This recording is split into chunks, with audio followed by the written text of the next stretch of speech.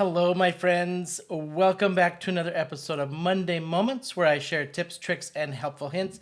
I am Shawn with Manly Made Minute, and I'm so happy you're with me today. I recently made a card when it came to the sentiment, and I made a video of this, and so the video will be out as well, and I'll link to the video. But when it came to the sentiment, the paper order of the sentiment, and I'll show you what I mean by that when I go down to my down camera, just it had to be a certain way, and I needed a way to separate that from the background and make it stick out. So I have, and I'm sure this has been done before. I might have seen it, I don't know, but I just was like, it just came to me.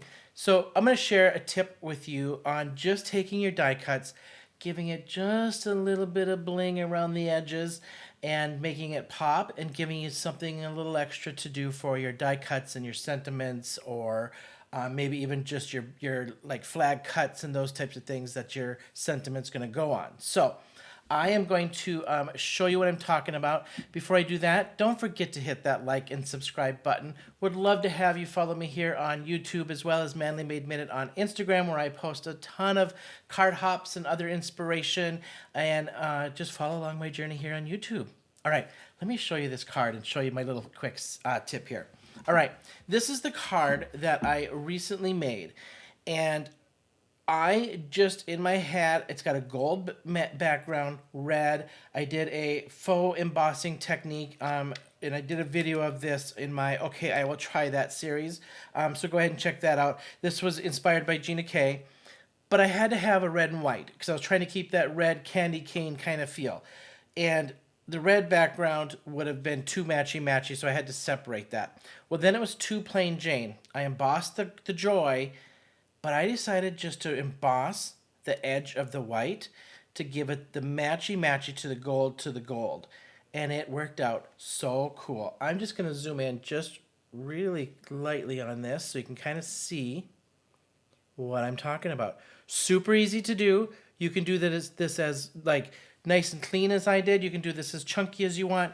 Here's how it's done, and I'm going to show you two examples of this using pink and white. All right, I pre-stamped this out, so let's just say I have my card base.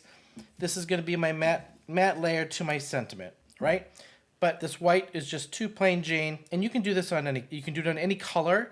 I'm just using white and pink because I had a white, we'll just say I had a white little scenario here I was trying to solve. All right, so I'm showing you as a white example. Here's how to do this edging. Super easy, you guys. It's going to be crazy easy. So you're going to take your Versamark or your watermark ink, take your die cut, and now if around one like this, I just rolled it into the pad. And I'm kind of letting it bend into the pad just a little bit so I get a little thicker edge. If it's not even, I don't care. I'm just looking to give this some sort of antiqued gold kind of edge. If I wanted it more clean, I would literally just roll. And you want it fairly juicy, not too juicy pad for this though. I would just roll, but I'm just squishing it in there just a little bit because I need a little extra around the edges. And my Versamark here is a little dry and I need to re-ink it. Now I can see I've got a nice little edge on that. Roll that in, and I'm just going to emboss this. And you get just the nicest little edge on this. All right, pick this up, and I just use my tweezers and just barely pick it up. Tap that off. I didn't powder this, but if I had gotten some stuck on this, I would just go around and brush that around, because I don't care if this is as a clean edge as you might want, right? And that's actually a pretty decent edge. I've done a couple more of these where it was not as a good clean edge, and I was totally fine with that.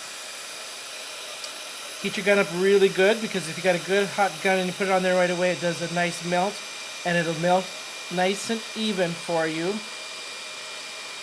when you make sure that gun is nice and hot. It alleviates overburning and overbubbling and those types of things. Check that out. Easiest little thing for a sentiment, right? Now, let's just take my sentiment. I could repeat this on the inside if I wanted to. Totally up to you. Just depends on what you want for your card. For this example, I am not. I'm just going to do it like I did this holiday card here.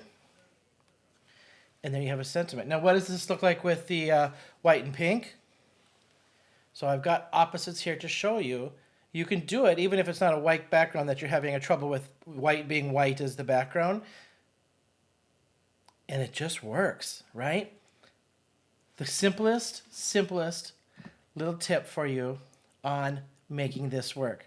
So give it a try, do some rolling. Now, the other thing you could do, and let me just go back to the down camera quick, is I'm not going to do it on this one because this is done and I'm going to use this. I could take my pad and brush this on and get it much more roughed up and edged out and get a more rougher kind of edge to it when you emboss that.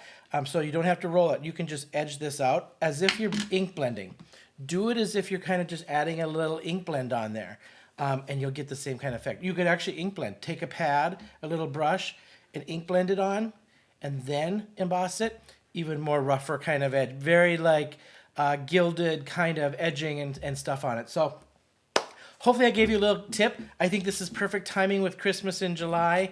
And as we're going into the holidays and we want to do our holiday cards, this is a little way you can bling up your sentiments and make it just pop just right and add that little bit of extra that'll just tie your card together. So there you have it.